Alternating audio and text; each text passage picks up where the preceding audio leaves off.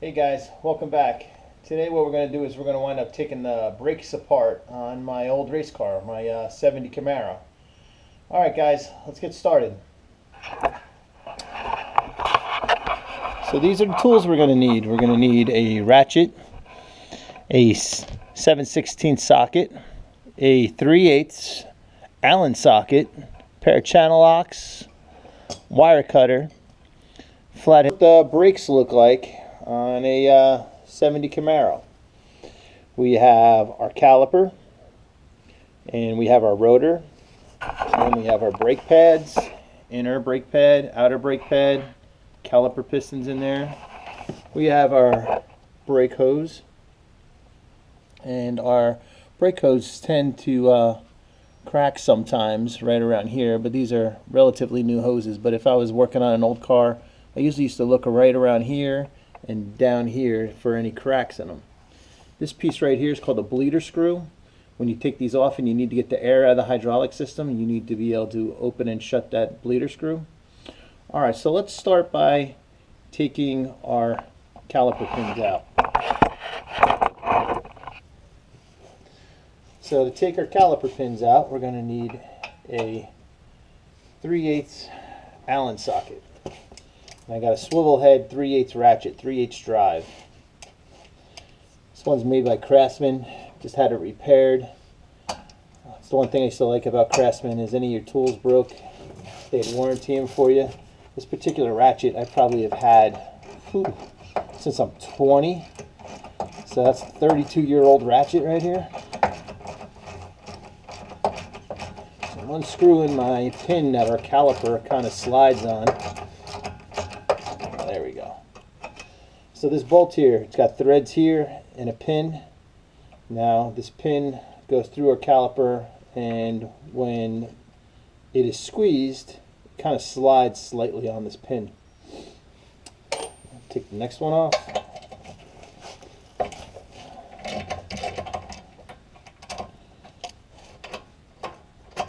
Okay, so our next one is off. So we have two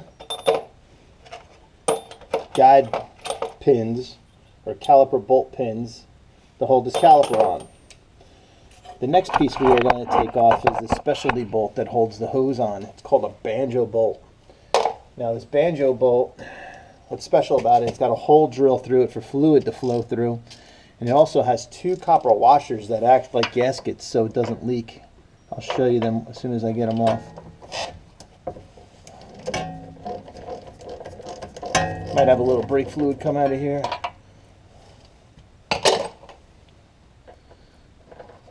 Now I'm not worried about the brake fluid too much. My floor isn't painted, but if I was on a painted floor, it will definitely take the paint right off the floor.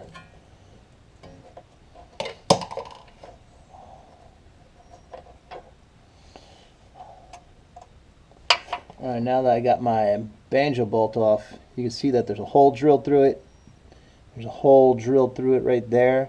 That fluid flows through it, and this is what actually makes our piston move inside our caliper. Also has a brass washer that acts like a gasket, and the other brass washer I believe is still stuck to my piston, which I will get later on. Put my bolt in here for safekeeping so I don't lose it. And at this point I should be able to wiggle my caliper off. Alright, so my outer brake pad still looks brand new. My inner brake pad, this looks brand new. My caliper looks good. What I'm going to do is I'm going to wind up cleaning this caliper up, and I'm going to wind up repainting it a different color.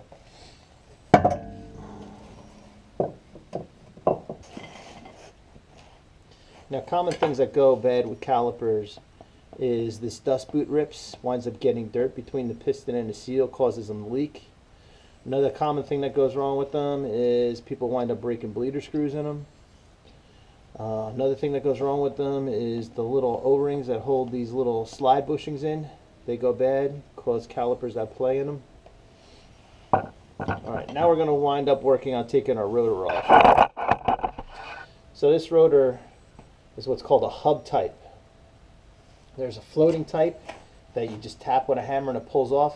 This one has actually got bearings in it. We're going to have to take some bearings and cotter pins and pieces like that off. So first thing we have to remove is this dust cap.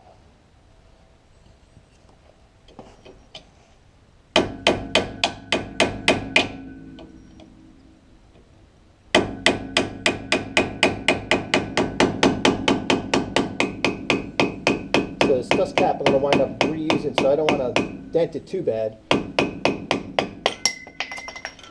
Alright, so my dust cap is off. This is something that a lot of you kids might not have ever seen, is this type of bolt. It's called a castle nut. And what this bolt is actually not even on there that tight. It just puts a little bit of preload on the bearing. And it's kind of held on with this piece that is called a cotter pin. Keeps the bolt from moving while this is rolling. Holds my bearing in. So I use this wire cutter to grab it, bend it, so I can pull it out of its guide hole. Then I got my cotter pin off.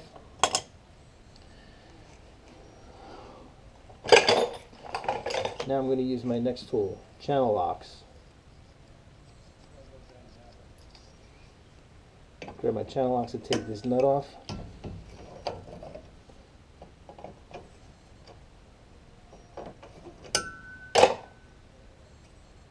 But I'll be strong enough to do it. Not yet.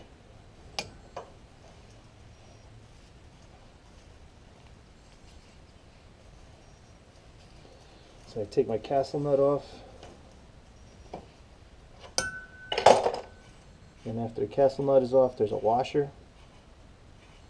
This job gets very dirty. A lot of grease inside here.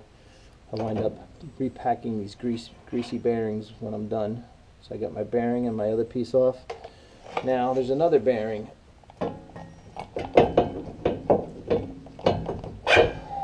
Right there. See that inner bearing and dust boot? I got a little trick for getting them off. So I slide it back into place. I take my castle nut. Move the camera a little bit. I'm going to grab it from both sides, and when I wind up pulling it, the castle nut's going to wind up hitting that bearing and knocking the dust boot and the bearing out in one shot.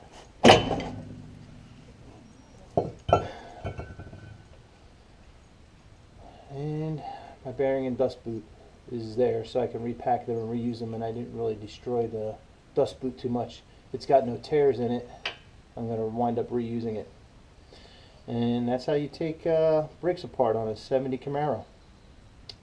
Alright guys, see you next time.